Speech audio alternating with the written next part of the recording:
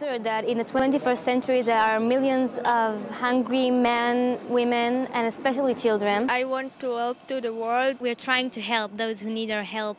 Isn't that what young people should believe? That they can change the world and feed the undernourished, however lofty this ambition may be at any age. At the Gymnasia school, 20 9th and 10th graders, guided by their biology teacher, are testing the simplest, cheapest, fastest way to grow a special alga for the pure purpose of helping their malnourished peers around the world grow it themselves as feed supplement.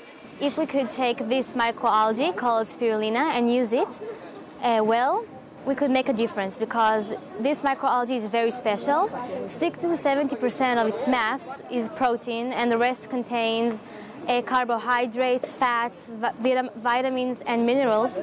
In short, this is everything that a human being needs to his nourishment. Rich people buy it as supplements, but it is very expensive because the way of growing is not efficient. So we're thinking of finding ways of growing this algae more effectively. The spirulina maxima alga is a complete protein in that it contains all essential amino acids. Known in history as the world's superfood, it eclipses all other whole foods. The project started last year under the inspiration of the school's principal, a cooperative and critical pedagogy practitioner. The idea grew out of contemplating the world.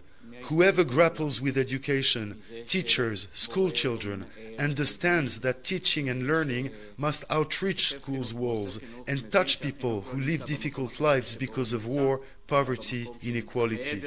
In this cooperative project, pupils aren't freed from their commitment to equal opportunities and success for all. Education is a principled quest. We've embarked on such quest, trying to translate the will to do all the good we can into really doing all the good we can.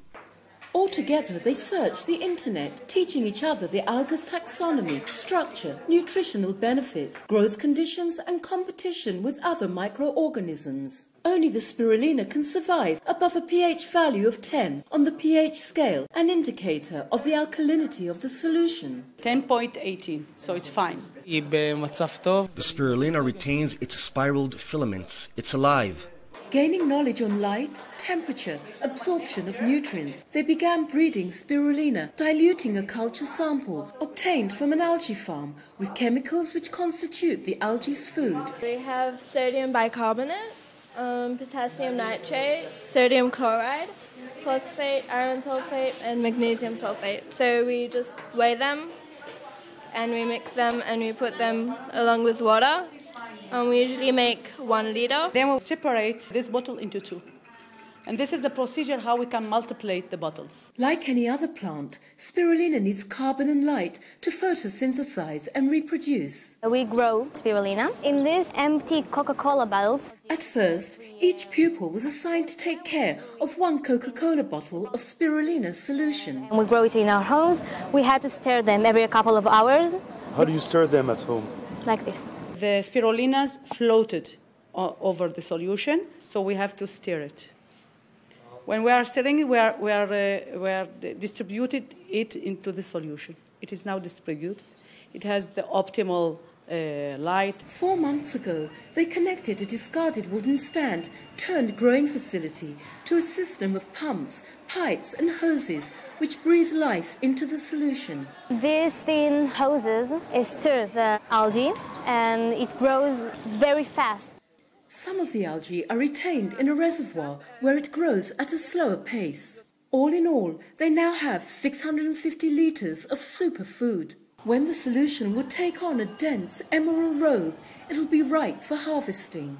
Harvesting requires extracting and drying the biomass. They estimate a litre of solution can yield roughly 100 grams of dry spirulina. We will have 75 kilos of dry matter in all of the solution. But as you can see, because the color is dark green, there is a lot of algae inside. 10 grams a day of powdered spirulina supplement of protein and omega-3 are sufficient for combating child malnutrition. We don't want to give them the algae. We want them to grow it and them to help themselves.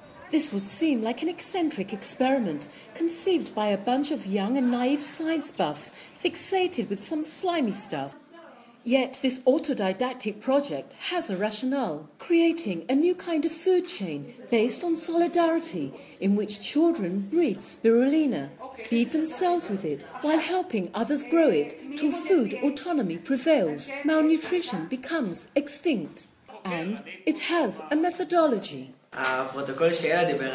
We're formulating a protocol for ultimate spirulina breeding in pools, bottles, under various weather and economic conditions, with or without electricity, instruments, or resources. The adults in the class are aware of the pitfalls inherent in development aid wanting to change people's lives.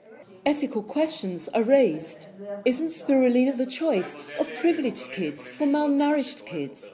Can children be induced to change their food habits? We shan't be condescending, cautions the biology teacher. Still, I firmly believe that necessity is the mother of invention.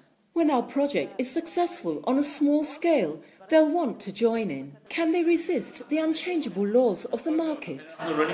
We'll make protocols, not money. We won't sell spirulina. We'll induce children to produce. You'll teach other kids what you learned, but they'll have to commit to teaching to others. This high school science project is so promising that it has aroused the attention of UNESCO, of Rotary International, and of tens of schools in Africa. International organizations have offered to help them circulate the protocol. The school children hope to complete their research within 1 year. Within 2 years, they believe 500,000 children will grow spirulina for themselves in pools and bottles in 1,000 schools and will teach others. They've thrown a message of team spirit in a bottle to the world. Will it ever be received universally? From the Gymnasia School, Tel Aviv, for CNC.